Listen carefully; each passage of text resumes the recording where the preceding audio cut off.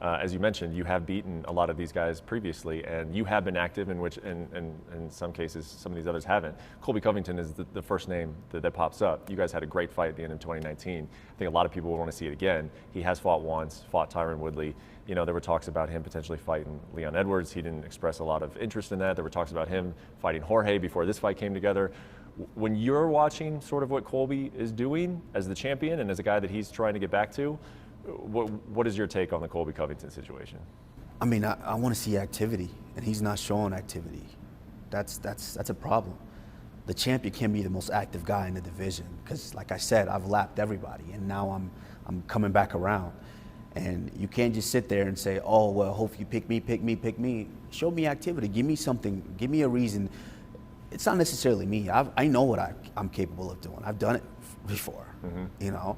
And you can ask his jaw. I've done that before, you know. Now it's for him to show the people that he deserves another chance to fight for the title. And you can't sit back and say, oh, I beat Tyron Woodley. That's it. I deserve a shot at the title. No, that doesn't give you a shot at the title. If you look at it, I can matchmake. If the UFC needs me to come in, I can matchmake for them. And just basically, okay, this guy fights this guy fights this guy.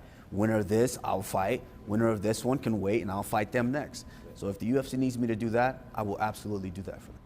And how about Leon Edwards? I mean, he was supposed to fight Hamzat, gets a main event, Bilal. We saw what happened there. What was your take on everything there? It's unfortunate. It's unfortunate for him because I was actually excited to see him back, you know, see him competing again. But that's the thing with him. I wanted to compete against him, you know, now for a little while because he's before his year and a half, 2 year stint. I mean, without fighting, he was fighting these guys, he was beating these guys, and I was impressed by that. And I said, you know what, I wouldn't mind giving him the shot. But then you sat for almost 2 years, and you didn't, you know, not that it was totally your fault, but you haven't fought. And then you come back, and that fight didn't really tell the people, it didn't really show the fans that, hey, you're next in line for this shot. That's all I want from these guys. Show the fans that you're next in line, and I have no problem. Like I said, anybody can get it. I don't discriminate. Whoever's next, I'll be able to take care of that guy. How did you think he looked before the IPO? He looked good. Yeah. He looked good. He looked good. He looked fast. Oh, he's always been an athletic guy. He's a bigger, you know, guy in the welterweight division. You know, I thought he looked good. You know, I would have liked to see that fight play out a little bit more, so we can see how he. You got to show me that you're championship caliber.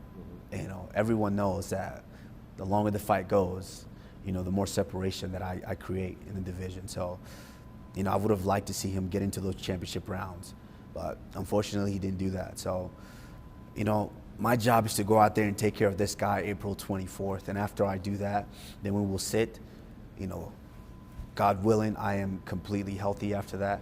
You might see another fast turnaround. Love it. Well, the last thing I'll bring up is, and I don't know if I'm breaking news here to you, and if I am, it's kind of an honor to do it, but your manager, Ali Abdelaziz, who also manages Khabib, of course, he told me that he was with Khabib today, and they were talking about who's the #1 pound-for-pound fighter now that Khabib is officially retired. I think he was officially retired in October, but now he's, you know, definitely gone. And Khabib believes it's you. Khabib believes you're the #1 pound-for-pound fighter in the world. Did you know that? And if you did or you didn't, what is your take on that guy who a lot of us think was the #1 saying you are now? No, I mean it's a big honor.